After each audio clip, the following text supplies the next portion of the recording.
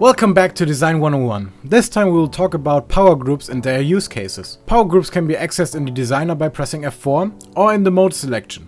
There you can create new power groups with a push of a button. The names can contain icons and hex codes. To learn more about that, check out my video about text decoration. Let's look at how you can use it on your next ship. While designing a nuclear powered ship, you want to have a backup hydrogen generator. This prevents those accidents where you forget to fill up your reactor.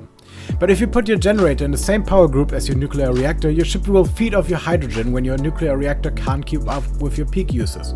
This is because of the priority chain in which your ship fills energy reserves.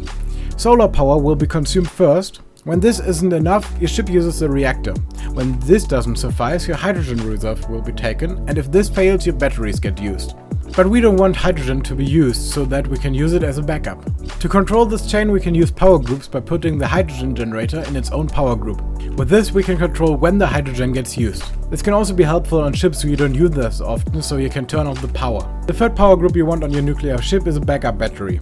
This is for the times where you need to repair your ship systems. Power groups can also be used as production control. Mining ships can get pretty annoying to set up, so it's always a bummer when you forget to turn off your cartridges. This can be prevented by putting extractors, refineries, 3D printers and assembler in their own power groups, because cartridges aren't being used when they have no power supply. Some people create extra power groups for doors, life support and teleporters. This power group they feed with solar power so that doors, teleporters and life support always work.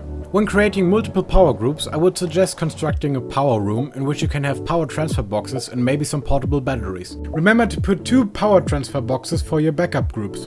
You need one for input and one as output. The tier level you choose should be connected to the power output of your group. When you only have one large hydrogen generator, you don't need a tier 3 output transfer box. This should cover any use cases outside of edge cases. If I missed any, write them down in the comments. And if you like what you see, make sure to leave a like and a sub. This was Design 101, I am DevRaven and I will see you next time.